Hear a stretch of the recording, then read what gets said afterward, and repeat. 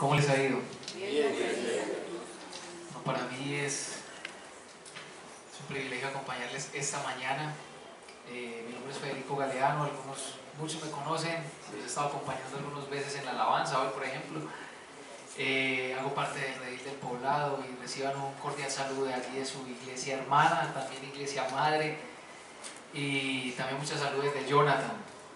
Está por allá aguantando mucho calor. No ve la hora de estar aquí. Sí. Continuamos con la serie basada en el libro de Marcos. Me imagino que la semana pasada no tuve la oportunidad de hacer un buen empalme con Jonathan. Mala mía. Me imagino que el domingo pasado trataron algo de Marcos capítulo 7, ¿cierto? ¿De dónde es que vienen los males que hay en el hombre?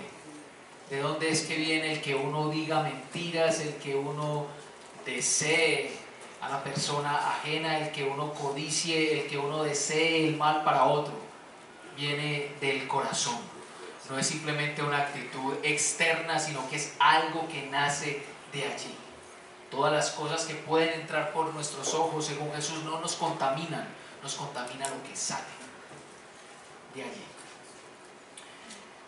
El día de hoy vamos a hablar un poco basados en el capítulo 8 de Marcos. Ya José nos estuvo leyendo la primera parte de este capítulo, la alimentación de los 4,000. Pero antes de entrar en materia, yo quisiera como traer algunas cosas a colación y en contexto. Permiso.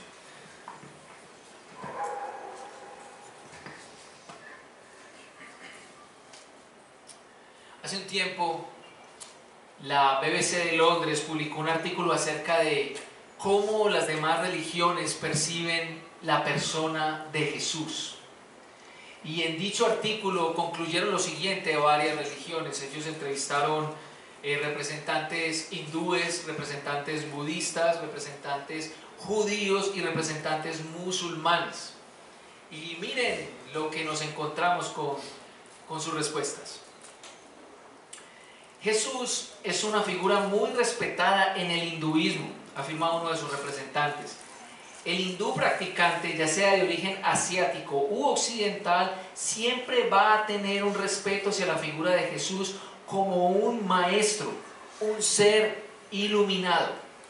Pero además, los hinduistas parten del principio de que es demasiado ingenuo pensar que Dios se ha revelado una única vez, a través de un único personaje y a un solo pueblo. Los hindúes piensan que es un maestro iluminado por Dios, pero que no es la revelación personal de Dios, ni que Dios se haya revelado a la humanidad a través de un pueblo.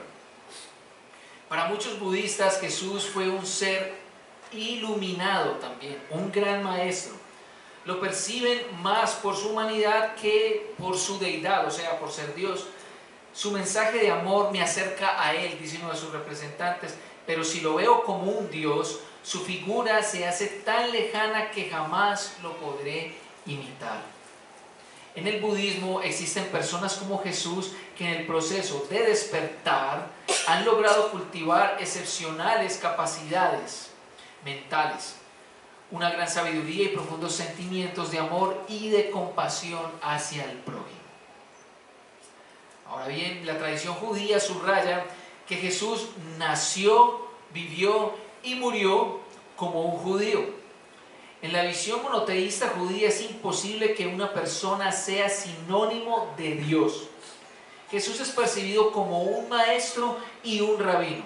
En el judaísmo Jesús no es considerado el Mesías, porque las expectativas que se planteaban los profetas para la llegada del Mesías no se vieron realizadas. En el Islam, por otra parte, Jesús, Isa en árabe, es considerado como Abraham, Moisés, Mahoma, uno de los grandes profetas que la humanidad ha visto. Jesús, la paz esté con él, dice uno de sus representantes, fue el hijo de María y no de Dios. Ahora yo quisiera plantearte un caso hipotético. Imagina que estás en la calle, por allí, en un centro comercial, o estás saliendo aquí a Viva y de pronto llega la W, la BBC o CNN o la FM y quieren hacerte la misma pregunta. ¿Tú qué piensas de Jesús? ¿Quién es Jesús para ti?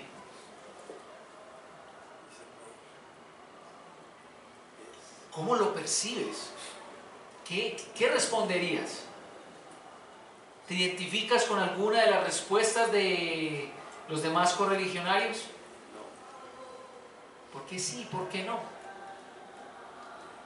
Jesús es Dios.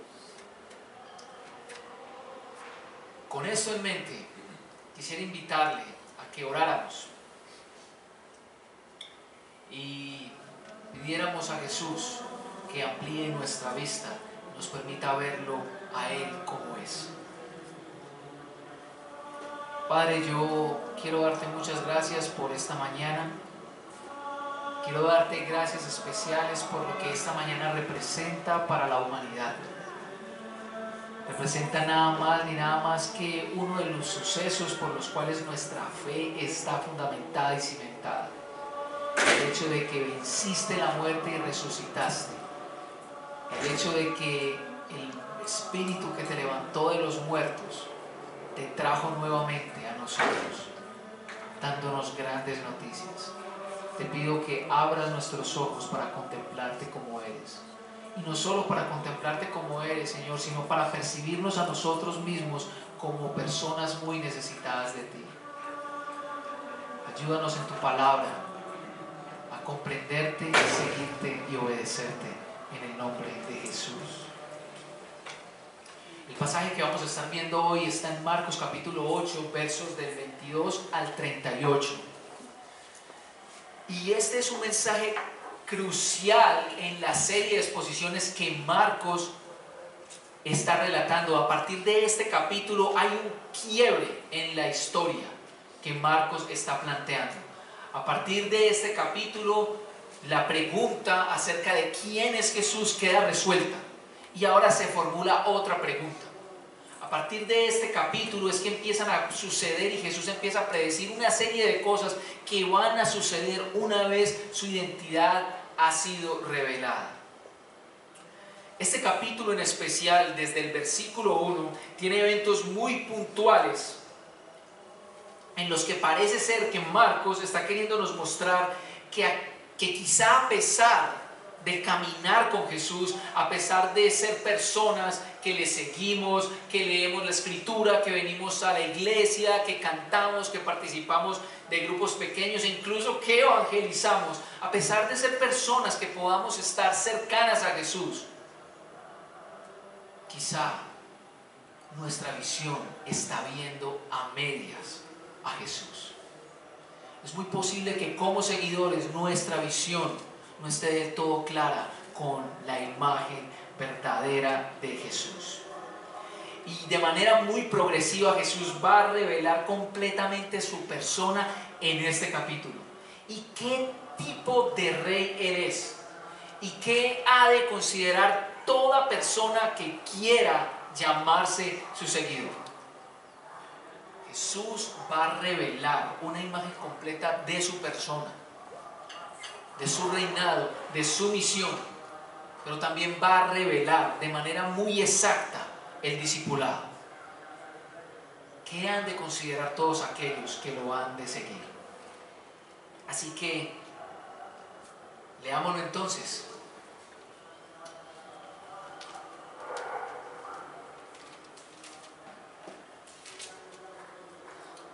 Versos 22 en adelante. Cuando llegaron a Betsaida, algunas personas le llevaron un ciego a Jesús y le rogaron que lo tocara. Él tomó de la mano al ciego y lo sacó fuera del pueblo. Después de escupirle en los ojos y de poner las manos sobre él, le preguntó: ¿puedes ver ahora? El hombre alzó los ojos y dijo: veo gente, parecen como árboles que caminan. Entonces Jesús le puso de nuevo las manos sobre los ojos y el ciego fue curado, recobró la vista y comenzó a ver todo con claridad. Jesús lo mandó a su casa con esta advertencia: no vayas a entrar al pueblo. Jesús y sus discípulos salieron a las aldeas de Cesarea de Filipo. En el camino les preguntó: ¿quién dice la gente que soy yo? Unos dicen que Juan el Bautista, otros que Elías y otros que uno de los profetas. Contestaron: ¿y ustedes quién dicen que soy yo? Tú eres el Cristo, afirmó Pedro. Jesús les ordenó que no hablaran a nadie acerca de él.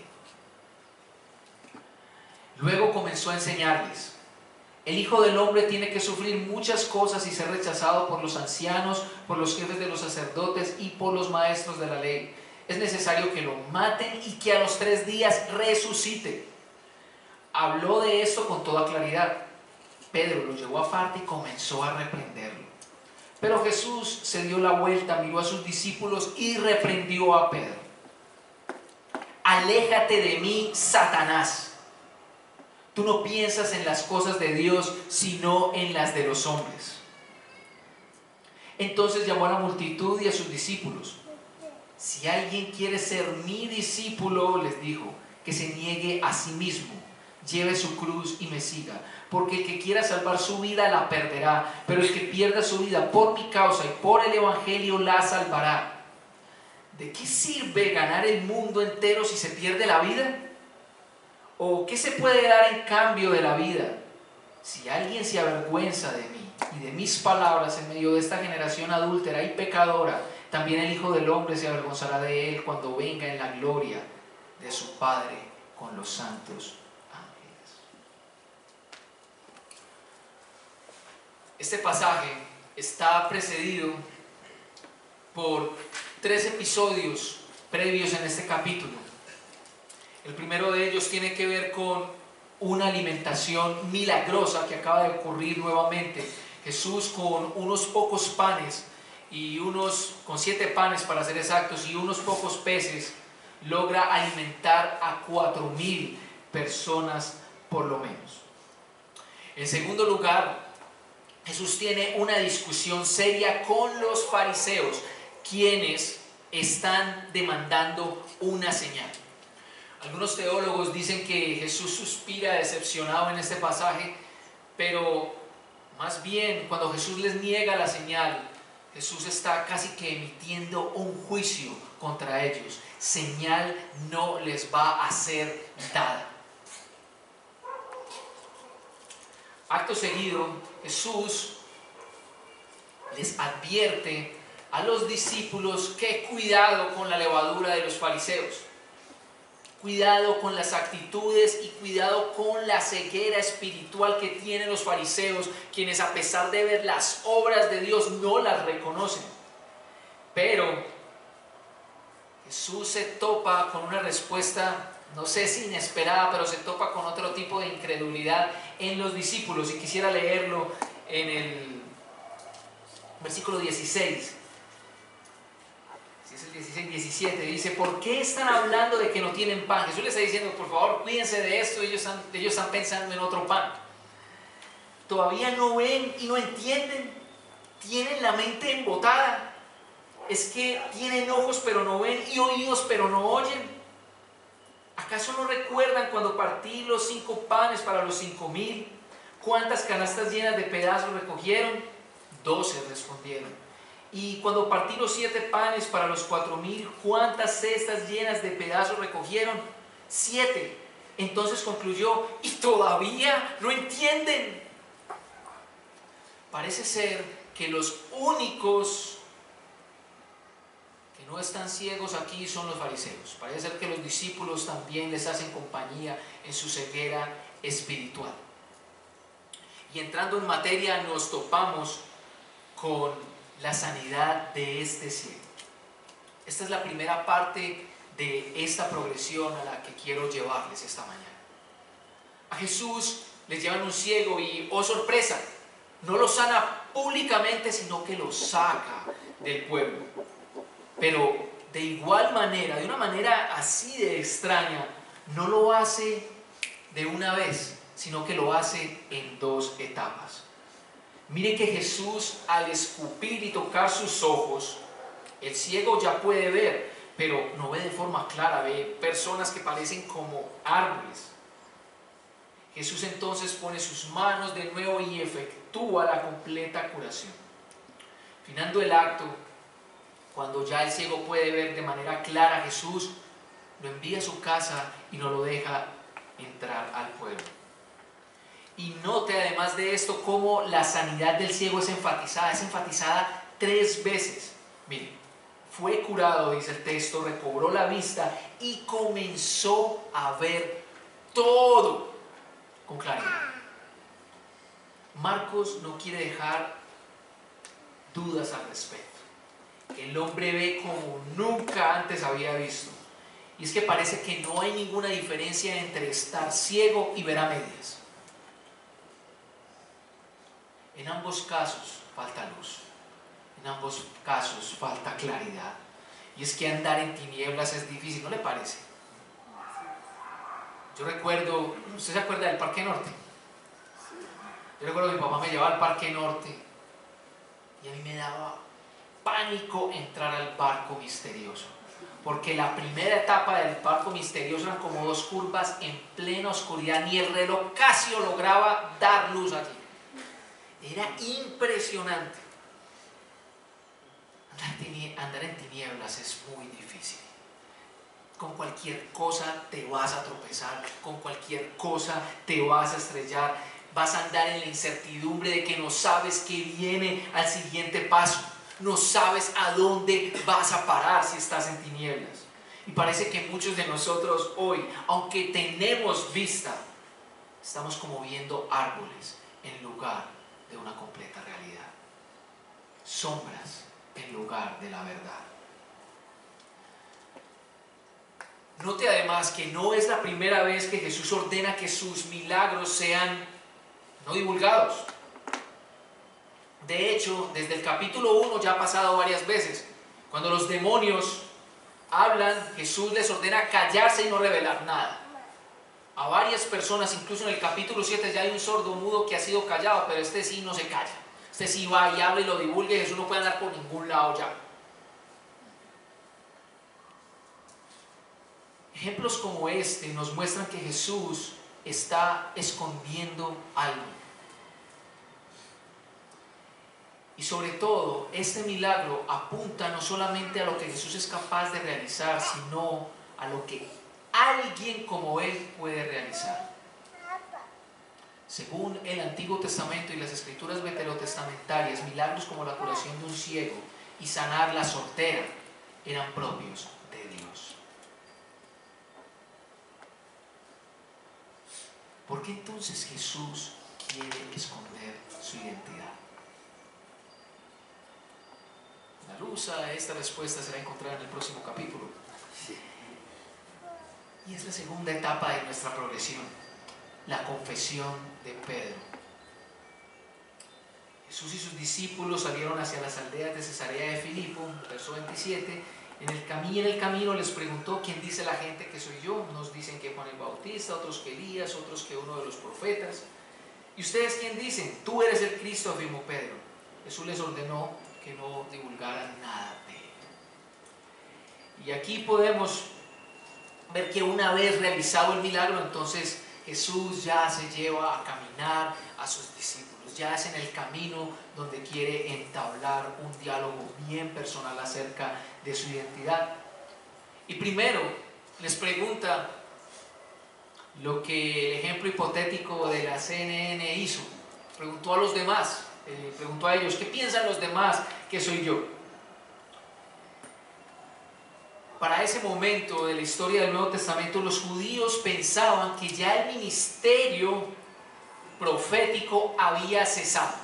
Ya no existían profetas de la manera de Moisés, de la manera de Elías, de la manera de Eliseo, de la manera de Isaías, Jeremías, estos grandes profetas que desplegaron un poder impresionante y denunciaban la progresión del pueblo. Ellos ya no creían eso.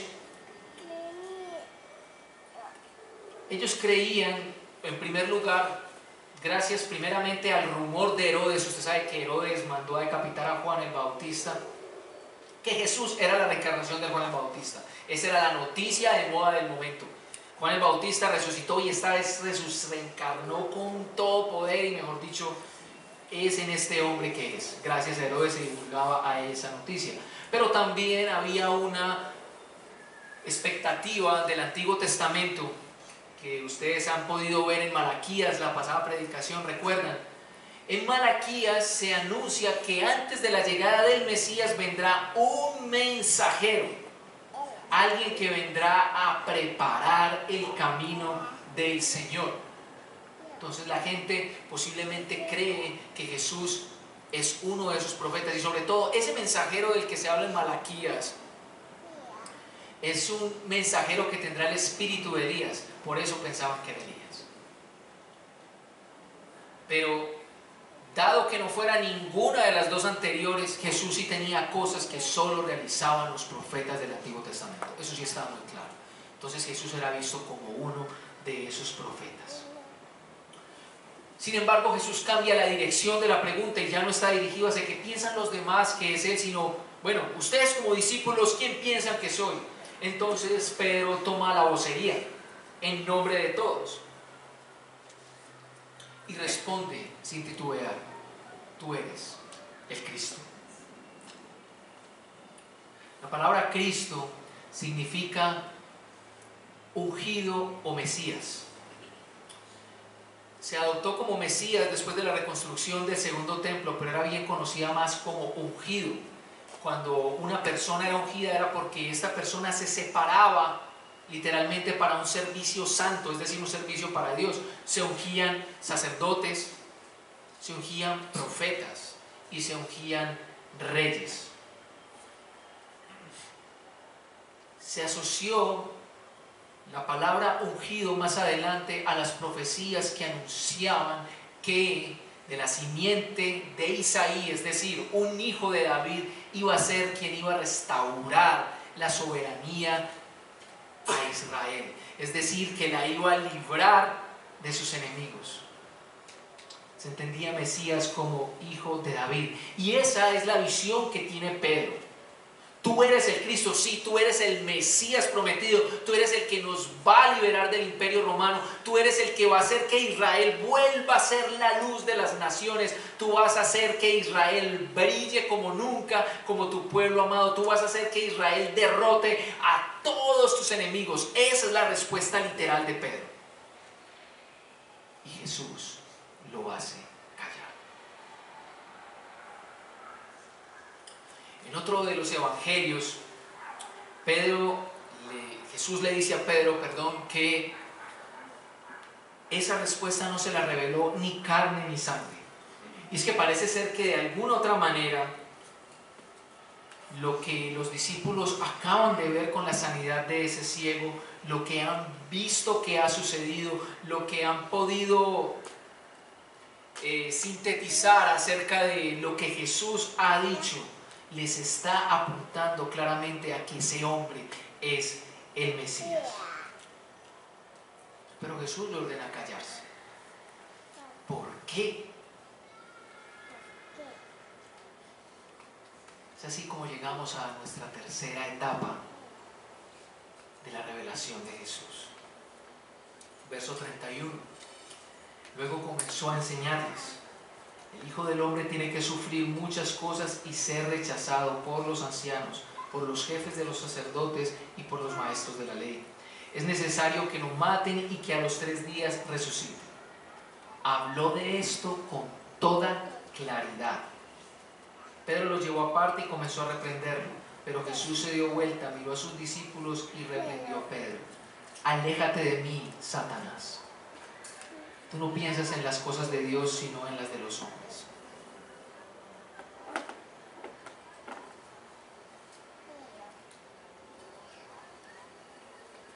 Algunos comentaristas sugieren que el diálogo que comienza entre Jesús y sus discípulos acerca de la identidad de Cristo termina aquí, para luego, a partir del verso 34, dirigirse a la multitud.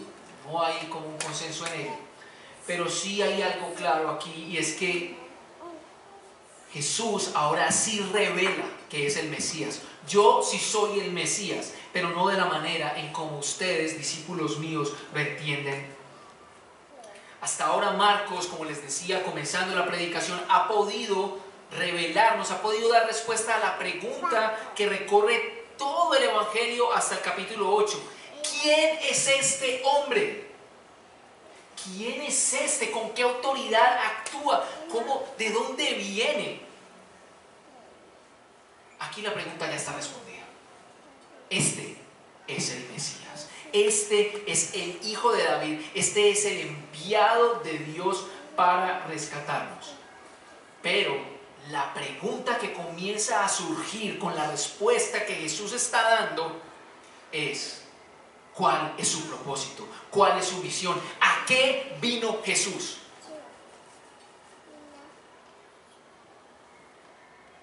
El Hijo del Hombre tiene que sufrir muchas cosas, ser rechazado. Es necesario que lo maten y resucite al tercer día. Esta y no otra es la visión exacta que los discípulos han de tener del Mesías. Ya Jesús habló con toda claridad. Miren, les dijo esto con toda claridad. Ya no está hablando en parábolas para que nadie entienda. Les está diciendo de manera muy clara: yo tengo que sufrir, yo tengo que ser rechazado, yo tengo que morir. Que el Mesías, o sea, note los verbos. El verbo copulado es necesario y el otro verbo tenga. Eso denota una obligación, eso denota un imperativo, eso denota una misión que hay que cumplir incluso por encima de su propia voluntad. Es necesario que el camino a la gloria, el principio al final de los gloriosos tiempos, esté pavimentado por el sufrimiento. Es necesario para que podamos ver a este Rey de gloria inmenso y majestuoso, que lo contemplemos humillado, sufriendo y muriendo. Una media revelación de Jesús, queridos hermanos, no es suficiente. Qué pena con usted, pero no es suficiente. No es suficiente saber que Él es el Mesías glorioso, que Él es el Rey, sin abrazar o aceptar que es el siervo sufriente de Dios y lo que ello implicó. Nosotros que tenemos el panorama mucho más claro, nos preguntamos entonces por aquellos textos del Antiguo Testamento que indican que el Mesías había que sufrir y todo eso. Nosotros lo tenemos quizá un poco más claro, ellos no. Para ellos en ese tiempo esos textos no eran aplicables al Mesías, y eso se debe a que conforme fueron volviendo del exilio se comenzó a gestar la idea de que el Mesías iba a salir de una insurrección. Es decir, que alguien iba a liderar un ejército descomunal que se rebelaría. Y si usted lee un poco acerca de lo que pasó entre el Antiguo y el Nuevo Testamento, periodo intertestamentario, usted va a encontrar personas como Judas Macabeo y la familia de los Macabeos, que fueron los que lideraron las mayores insurrecciones de los judíos. Ellos lograron una independencia temporal y un respeto por los romanos, pero no lograron la liberación completa. La idea era que este líder era rey y se iba a levantar por las armas. Y textos como el de Isaías 52, versos 11 en adelante, lo voy a leer por usted, no existían. Pero Jesús y los autores del Nuevo Testamento los están trayendo al lugar.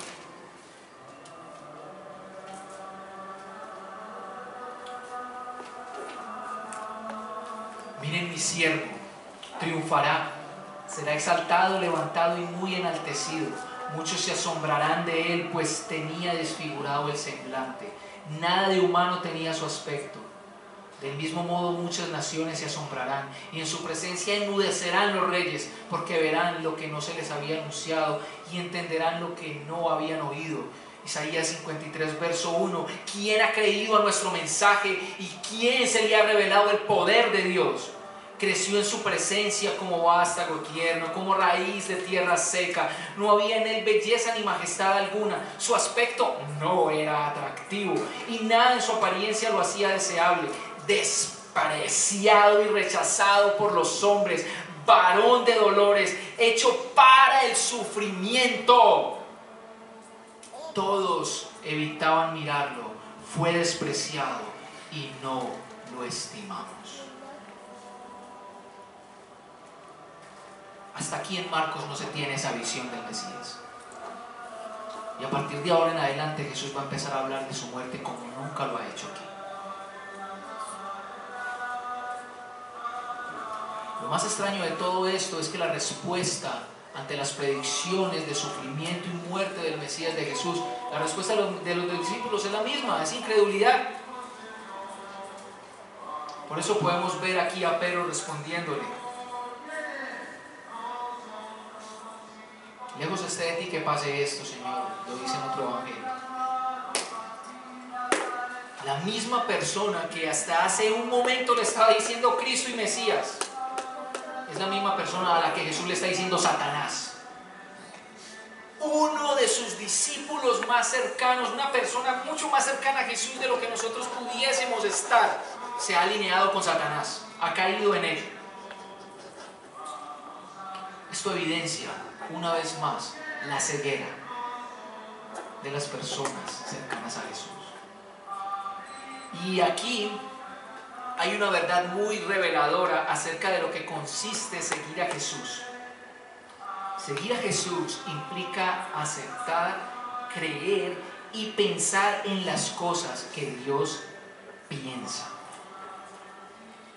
La sutileza de Satanás es claramente desvelada por las palabras de Jesús. Un pastor canadiense que leo mucho llamado Tim Challies, él resume la respuesta de Jesús en esta frase: Satanás nunca se va a acercar a ti a decirte, ven y cree en mí, ven y firmemos este acuerdo. Satanás te va a decir, cree en ti. Cree en ti, cree en tus sueños, cree en tu familia, cree en tu trabajo y cree en todo lo que te has propuesto, que todo lo puedes lograr. Esa es la voz más sutil del enemigo de nuestra alma. Cree en todo aquello que tú puedas lograr y que te haga pasar incluso por encima del mismo Dios. Es tuyo. Te lo mereces. Come ese fruto, mujer, cómelo, vas a ser como Dios, por favor. No necesitas a nadie encima que te esté gobernando. Tú lo puedes hacer. A satánica voz que ha permeado la iglesia del Señor últimamente.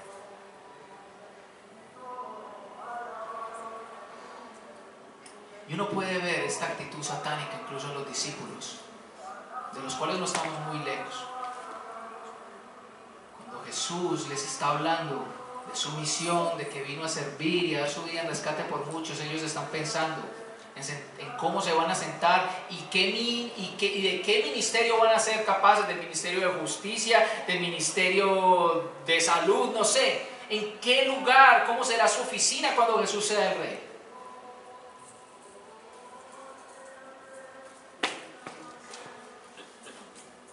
Tal decepción de este Mesías sufriente comienza a dar lugar media a los discípulos, que unos terminan huyendo, otros terminan negándole y otro termina traicionándole. Verso 34. Entonces Jesús llamó a la multitud y a sus discípulos. Si alguno quiere ser mi discípulo, les digo que se niegue a sí mismo, lleve su cruz y me siga, porque el que quiera salvar su vida la perderá, pero el que pierda su vida por mi causa y por el evangelio la salvará. ¿De qué sirve ganar el mundo entero si se pierde la vida? ¿O qué se puede dar a cambio por la vida? Si alguien se avergüenza de mí y de mis palabras en medio de esta generación adúltera y pecadora, también el Hijo del Hombre se avergonzará de él cuando venga en la gloria de su Padre con los santos ángeles. Un discípulo es un seguidor, alguien que está dispuesto a imitar, a emular, a obedecer y caminar según las pisadas de su Maestro. Entonces Jesús le está diciendo no solo a quienes ya son sus discípulos, sino a quienes se perfilan como tales, que para hacerlo hay que negarse a sí mismo y llevar su cruz. En pocas palabras, estar dispuesto a morir. Las palabras de Jesús quizá no tengan el impacto para nosotros hoy que tuvieron para ellos en ese momento, porque cargar la cruz significaba literalmente coger la parte horizontal del madero, la parte transversal del madero, y caminar desnudo o semidesnudo por una calle abarrotada de gente burlona que te iba a escupir, que te iba a pegar, que te iba a apedrear y que te iba a insultar. Era la peor muerte imaginada por alguien. Era una muerte que solamente se le daba al peor de los criminales. Incluso Roma no ejecutaba esta muerte a ninguno de sus ciudadanos, así fuera la persona más mala del mundo. No merecía dicha muerte por la vergüenza que eso acarreaba. Las palabras de Jesús son duras porque te están diciendo, para ser mi discípulo has de caer lo más bajo como yo voy a caer.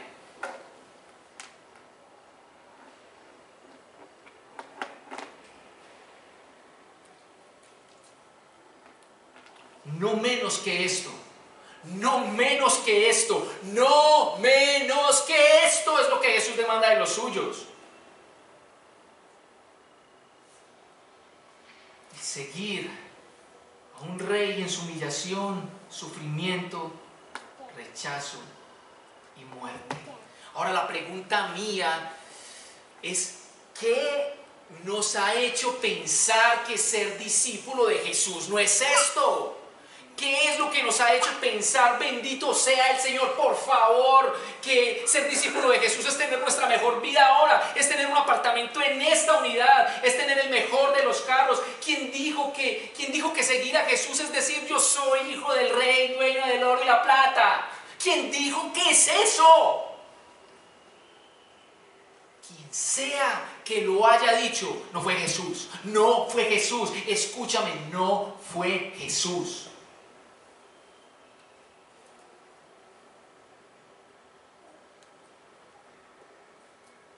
El hecho de que creas que por estar en Jesús eres libre de cualquier calamidad, cualquier catástrofe, cualquier desgracia o cualquier pecado, está muy lejos de ser digno de un seguidor del Señor.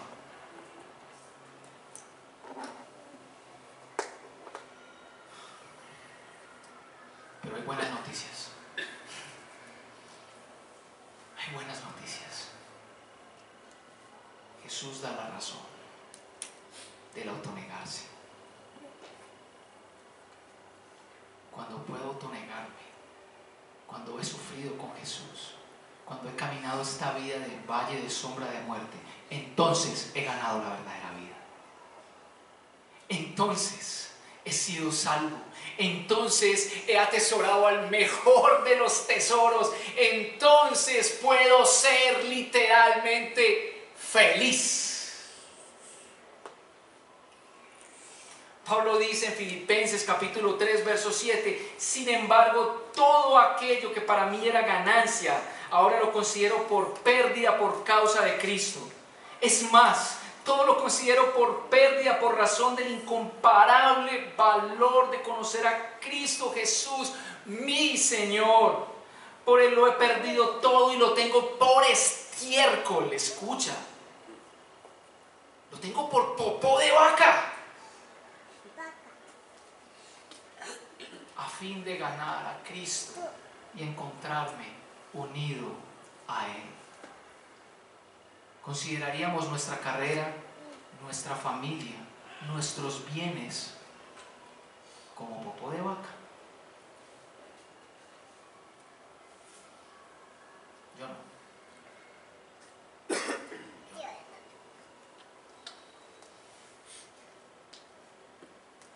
Ese es el costo del discipulado. El mundo no quiere seguir a un rey así, que le obstaculice el camino a sus más grandes ambiciones. El mundo no quiere eso.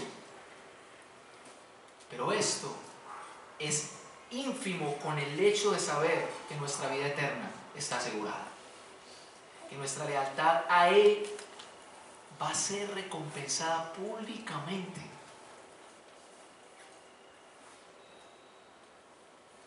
Eso es glorioso.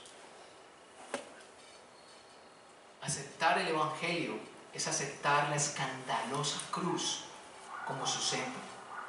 De lo contrario, estaremos creyendo un Evangelio que no es el de Cristo.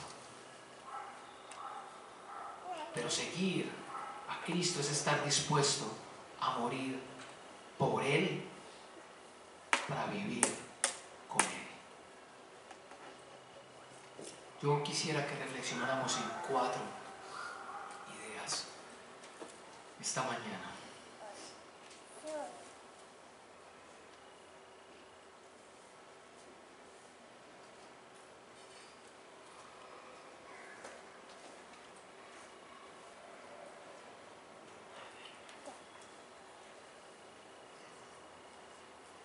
El milagro del ciego, lo más seguro es que representa una parábola viva y real.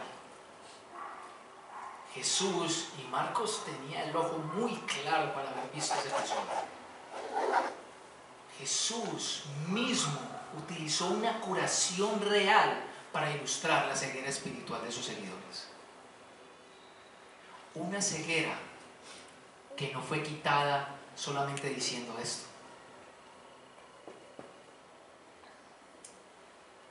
Pero este episodio es un acto que revela nuestra profunda ceguera espiritual también como seguidores de Jesús hoy, ¿no le parece?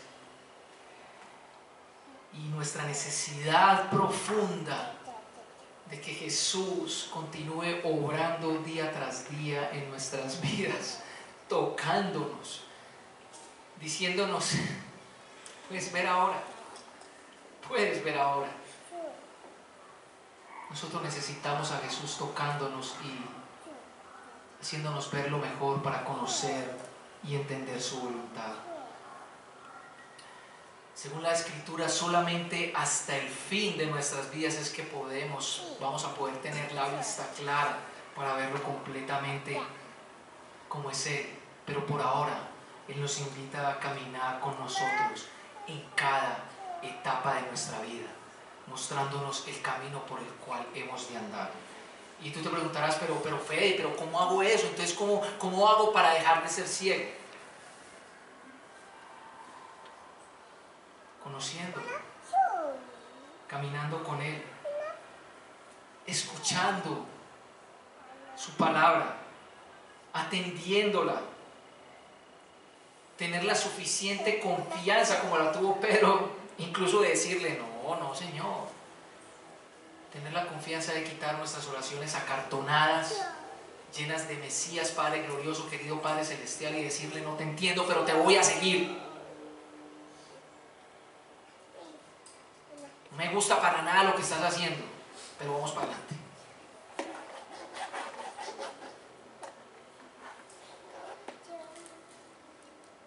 No dejando de congregarte, siendo animado por otros pequeños Cristos, llamados hermanos, que están dispuestos a ayudarte a caminar y a ver a Jesús más claro. Esa es la primera idea. Tu fe es un proceso. Tu fe es un proceso donde Jesús está recobrando tu vista.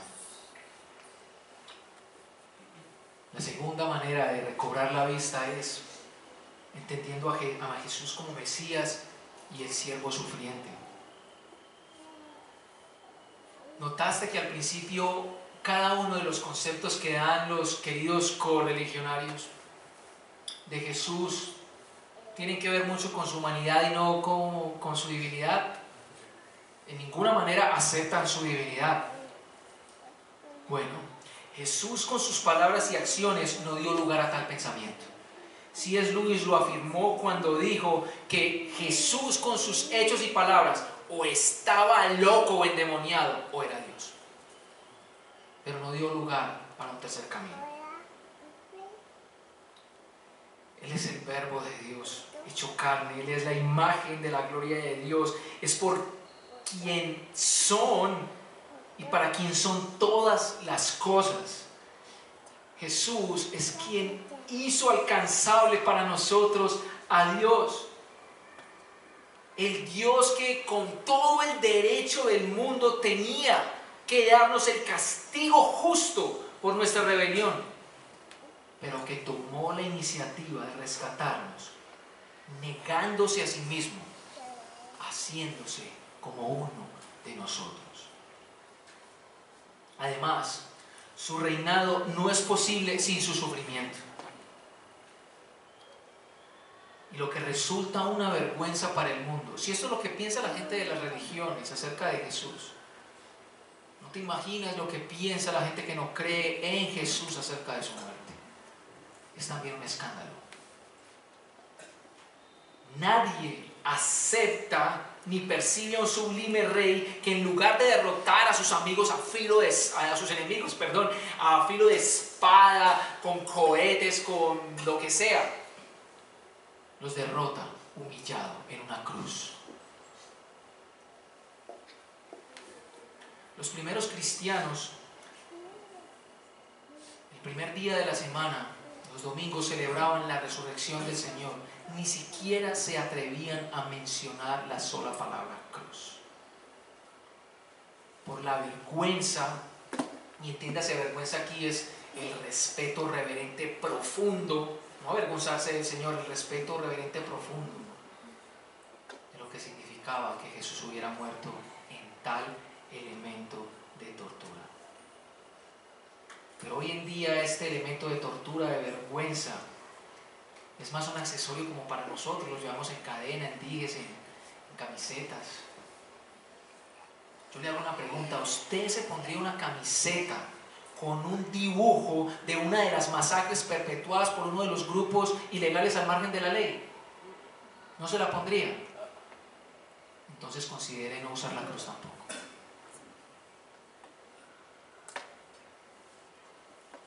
Eso y no otra cosa representaba la cruz para ellos. Si usted ha de tener una cruz que represente su fe, esa cruz ha de recordarle el lugar que usted merecía. No un lindo objeto que exhibir. Nosotros necesitamos volver a darle el valor a ese escándalo, pues ese escándalo es el centro de nuestra predicación. Porque en la cruz se hizo efectivo, ¿qué se hizo efectivo? Nuestro perdón. En la cruz Jesús tomó nuestro lugar. En la cruz Dios entregó a su Hijo por nuestra salvación. Necesitábamos ser salvos al menos de dos cosas. Una, del dominio del pecado en nuestra vida. Dos, para mí la más devastadora de todas, la propia ira de Dios justa sobre pecadores. Dios entregó a su Hijo por eso. Y es que en la cruz Jesús no solamente sufrió el rechazo de los hombres, sino el de su Padre, a fin de que fuéramos aceptados en esta hermosa familia. Que yo los pueda saludar y darles un beso y abrazarlos, así le pique un poco mi barba, se debe al hecho de que Jesús nos adoptó, de que el Padre nos adoptó en Jesús. Pablo decía en 1 Corintios, el mensaje de la cruz es una locura para los que se pierden. En cambio, para los que se salvan, es decir, para nosotros, este mensaje es poder de Dios.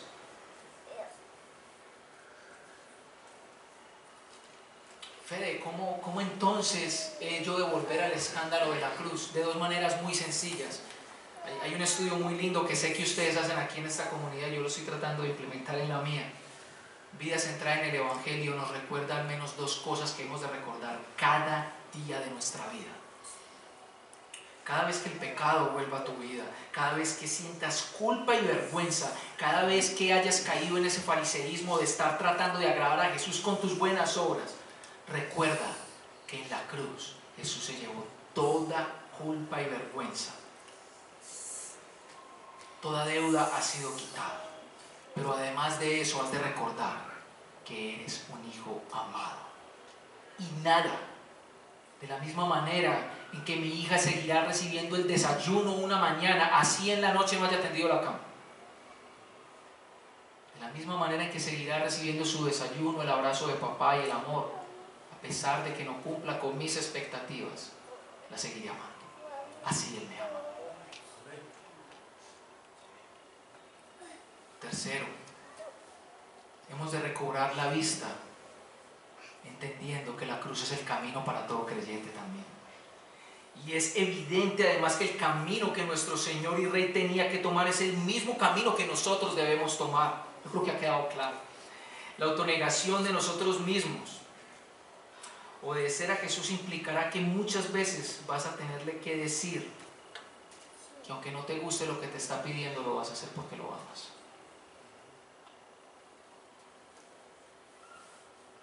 Jesús en el Evangelio de Lucas amplía este mismo diálogo. Marcos no lo quiso ampliar con tantas palabras, Lucas sí. Si alguno viene a mí y no sacrifica el amor a su padre y a su madre, a su esposa y a sus hijos, a sus hermanos y a sus hermanos, aún su propia vida, no puede ser mi discípulo. Y el que no carga su cruz y me sigue no puede ser mi discípulo.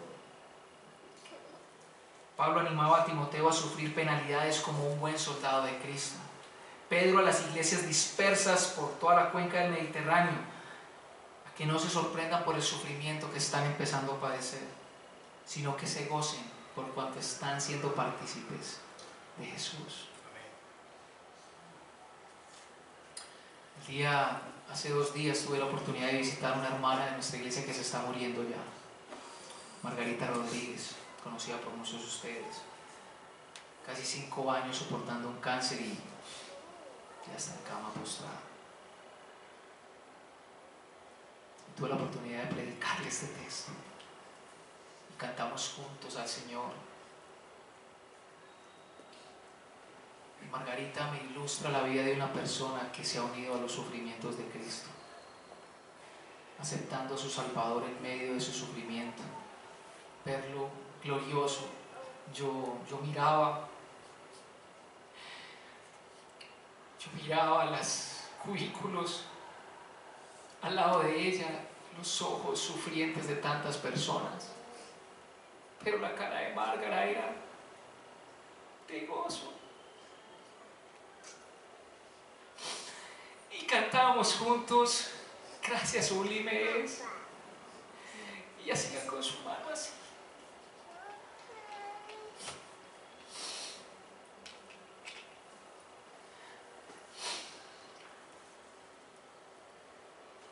Estaba unida a Cristo y la envidiaba.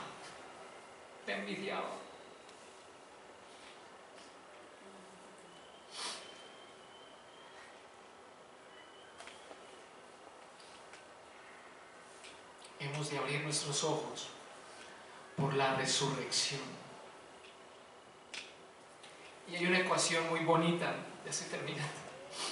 Hay una ecuación muy interesante en la misión del Mesías que Jesús dice: sufrir más ser rechazado más morir es igual a resurrección. Nuestro concepto de Jesús quedaría sumamente incompleto si lo dejamos en la cruz. La cruz debe ser el recordatorio, como te ilustré hace poco, de el lugar que merecíamos. Pero la resurrección es la señal de la vida que ahora tenemos. ¡Wow! Eso es magnífico. Los discípulos solo pudieron abrir sus ojos cuando Jesús resucitó. Mira qué tan ciegos continuaron siendo, que tuvo que pasar todo aquello y tuvo que resucitar Jesús y enviarle su Espíritu Santo. Solo por la resurrección es que tenemos nueva vida. El mismo poder que levantó a Jesús de los muertos es el que ahora opera en nosotros para poder vivir con Él y para Él. Que podamos autonegarnos no es algo que surja de una gran capacidad de fuerza de voluntad, yo soy muy fuerte, sino del propio poder de Dios, nuestro Padre Celestial, que nos preservará y nos sostendrá hasta el fin. Por su resurrección podemos vivir por fe. Tú sabes que es vivir por fe, es vivir creyendo y confiando que todo lo que Jesús ha dicho es verdad, es amén y en sí. Pero por la gloria de la resurrección es que tenemos una esperanza viva. ¿Y sabes cuál es esa esperanza? Que la muerte no tiene la última palabra. Que el sufrimiento actual no nos podrá arrebatar ninguna de las bendiciones que Dios nos ha dado eternamente. Que nuestra vida ya no está limitada a esta tierra, sino que reinaremos con Él en una nueva tierra, con nuevos cielos, que Él mismo está haciendo con sus propias manos. Precioso Salvador. Este es el hecho que revolucionó todo. Y hay un dicho usado mucho en las culturas norteamericanas e inglesas. Es un dicho en inglés que dice, es una forma de saludarse, que dice: Christ is risen, yes, he is risen indeed. Y es un saludo que yo quiero, le voy a invitar a que se ponga de pie ahora mismo y lo hagamos juntos.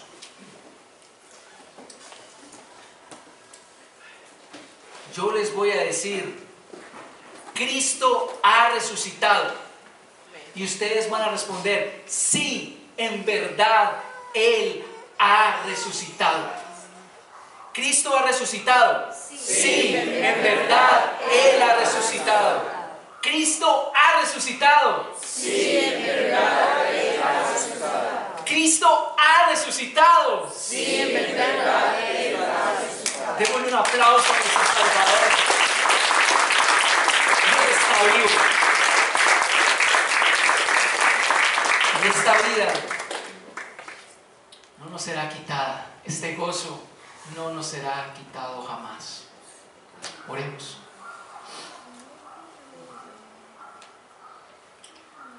Padre, tú eres demasiado bueno. Eres demasiado grande, sublime. Y eres tan real. Eres tan real.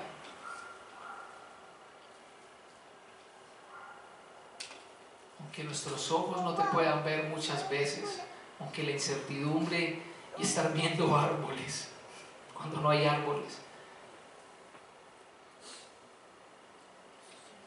tú te has propuesto no dejarnos caer. Tú te has propuesto abrir nuestros ojos. Ahora vemos como una sombra, como un espejo tu gloria, pero luego la veremos cara a cara. Y cada día dicha gloria se irá manifestando en nosotros. Yo te doy gracias porque tú resucitaste. Te doy gracias porque esa resurrección nos dio una vida. Y te doy gracias también porque no hay resurrección sin cruz. Esa cruz gloriosa y escandalosa donde yo merecí estar. Te bendecimos, te adoramos, celebramos tu nombre porque sí, en verdad, tú resucitaste. Te pido por mis hermanos aquí en Belén, consiervos míos, que caminamos una batalla día a día, con jefes difíciles, a veces esposos o esposas más difíciles aún, con decisiones difíciles que tomar, con adversidades de una manera impresionante. Permítenos ver en todo a Cristo, tu Hijo. Permítenos ver cómo tu Hijo nos anima a unirnos en su sufrimiento y gozarnos en nuestra esperanza. Bendice a los enfermos y quienes están padeciendo dolor, para que sus ojos te miren claramente.